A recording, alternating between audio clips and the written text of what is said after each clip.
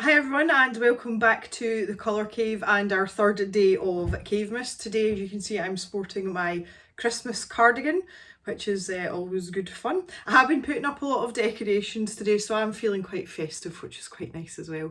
One of the surprise performing videos of the last sort of 12 months, which is something I don't really talk about because unless you're a content creator, it's really boring. But there is one video that has performed consistently, even if not spectacularly, but it's had like a steady trickle of views.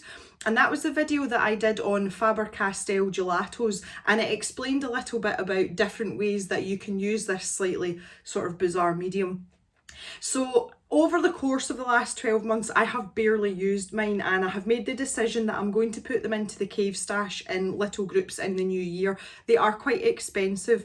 Before they go, I wanted to give them like a kind of a send off. So today I'm going to do two festive artworks using gelatos. So again, if it's a medium you're not familiar with, you might find this quite interesting because they are really versatile, but I'm just finding that I'm not using them, and I feel quite strongly about art supplies fulfilling their purpose, especially when it's something that's quite expensive. So anyway, let's go to top down view and you guys can see what they're all about and watch me try and create something a little bit in the Jingly Bell variety in terms of artwork. Let's get going.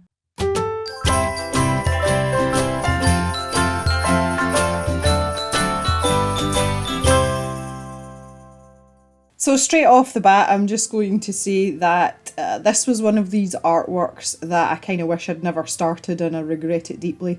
Just before I started filming this video, I got some really important personal news and I was kind of preoccupied.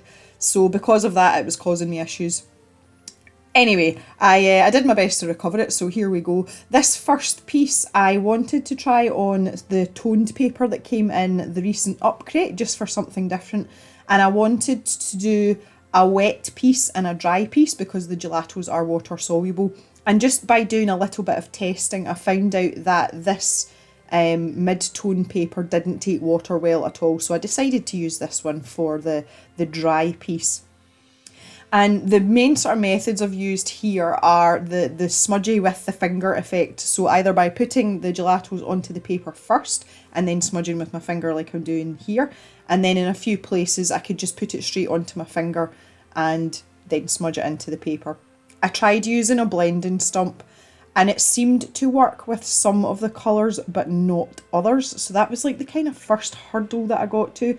And it seemed to be to do with the thickness of the different colours. You know, the same way as coloured pencil cores, some are naturally harder than other. It seems to be the same with the gelatos. And there was places where I was using the blending stump and it was literally just like sort of sliding the wax over the surface of the paper. It wasn't actually blending in. So the next hurdle that I came across was this background, and this was where I was really thinking to myself, this picture was just not meant to be. I changed my mind so many times on what I was doing with this background, because my original thinking was that this was like a view out a window. I also found out at this juncture that plastic erasers don't work. You have to use a rubber eraser to take off the gelatos. And again, they are very erasable though, and you'll see I rub out and like redo a million times with this background because I could not figure out what I wanted to do with it. I tried a darker background here and instantly regretted the purple, so I had to take that back off. And look how easily it's erasing though, and that's one thing I was really thankful for in this picture. So I'm just redoing the colours that I had, again smudging them in and trying to sort of get it nice and even. And after that I thought, just leave it alone, walk away, go back to it later, and have a think about what you want to do. So I just left it after this point and thought I'll carry on with everything else. My dirty fingers. So moving on down here, it was back to this same sort of situation. It depended on which ones I was using, how well it was smudging into the paper. And this bottom part of this fruit bowl is actually my favourite part of this entire picture, which is ridiculous. At this stage, I was beginning to not like the picture very much. And I also realised as well I was going to struggle to get any fine detail just because this paper does not take water. Because what you can do is use a paintbrush wet and lift the paint off the actual stick, and you can use that to put in sort of fiddly bits. I couldn't do that with this paper and I knew that, so I was going to have to find a way to put in finer details. The smudging did not go well here. I wanted to utilise the colour of the paper and have quite a bit of that showing through, but when I started to smudge in, especially this dark brown, it just did not want to blend the way the other colours were blending, and I was getting so frustrated with it at this point. So I just kind of like did my best to make it relatively even, to give that sort of nice wood texture, but realistically I wasn't happy with it at all. Further down here, I started in with this blending stump again, dropped my gelatos, marked the paper, so I had to erase this back part again. And by this point, I was just like, I was kind of losing my marbles. And I knew here that I should have just left it till the next day and, you know, started again in terms of looking at what I was doing. A fresh pair of eyes is always good if you're getting frustrated with a piece. But no, stubborn Gem had to persevere, so I moved on. I thought I'll fix the background later. And it started on my Christmas pudding here. And this was all going quite well, and thankfully white is one of the colours that wanted to blend, which was fabulous. So that actually was a part of the picture that, that went okay for a change. But as I started to move into it, I was really dissatisfied with just the way that some of them were going down, and they just weren't doing what I wanted them to do. So the frustration kind of got the better of me at that point, and I really began to hate this picture. Like, I really, really hated it.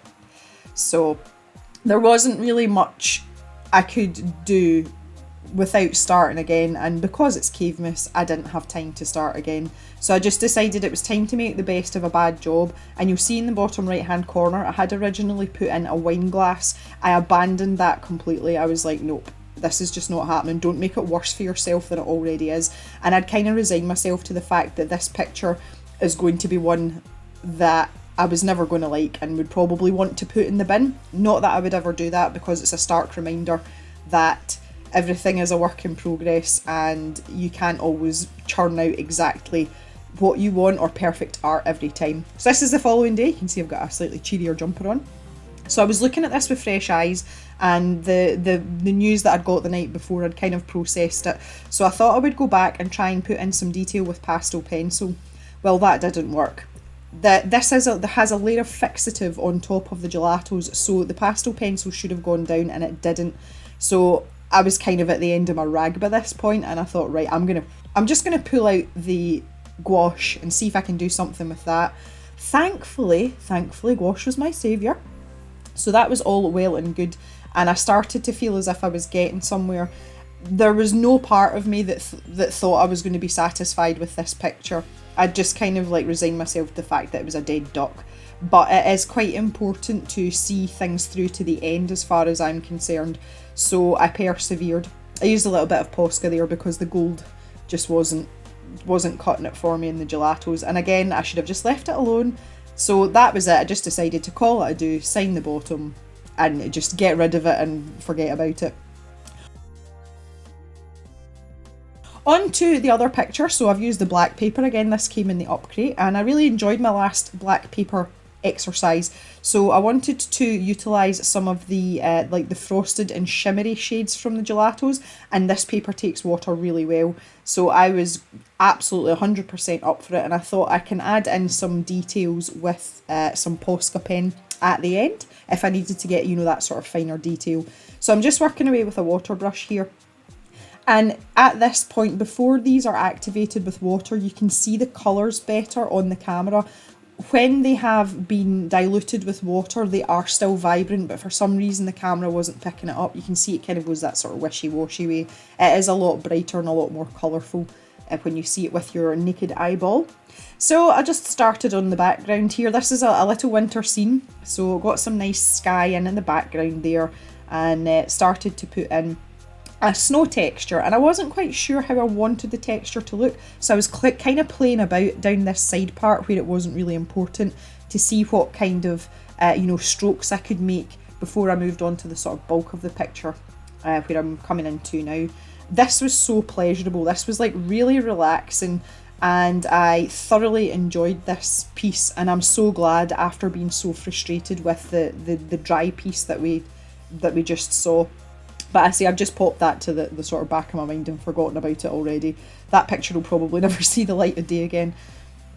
So it was nice here. I put a tiny bit of the dark blue just along that horizon line there, and you couldn't actually see it just on the black paper, but when it was mixed in with the white, it's given me this nice sort of tint, almost as if there's light reflecting off the ground in the horizon there, which was a kind of happy accident, not gonna lie.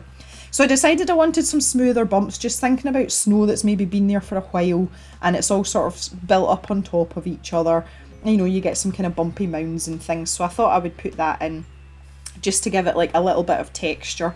I wanted it to be a slightly stylised picture, but not drastically so, but I just felt that the texture of the diluted gelatos could be put to really, really good use, and you could make something, you know, quite an interesting picture out of it. So that was kind of the idea here. And I'm just working my way back and forth. This did take a long time. I mean, I was at this picture for a good like 3 or 4 hours, just, you know, going back and forth, letting bits dry. But it was a therapeutic kind of time. It wasn't, oh god, I've got to wait for this to dry.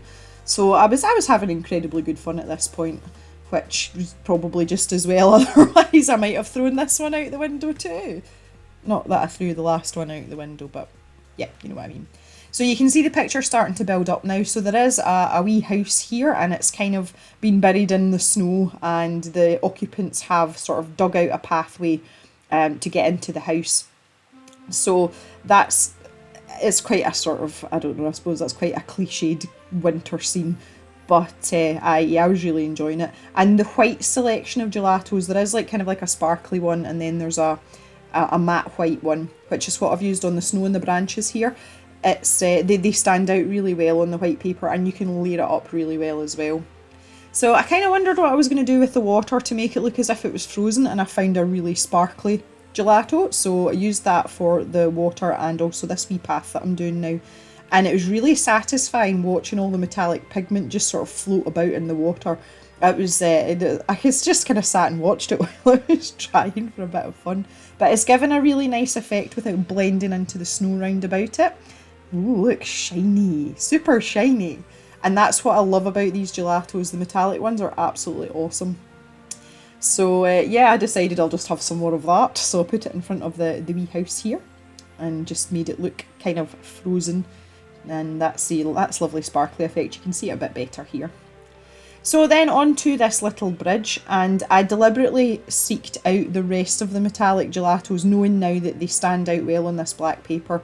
And again, I feel that this was a really nice choice for the little bridge there. And again, in real life, the colours stand out from each other a bit more. They do look a bit desaturated on the film here, but they've actually turned out really, really well.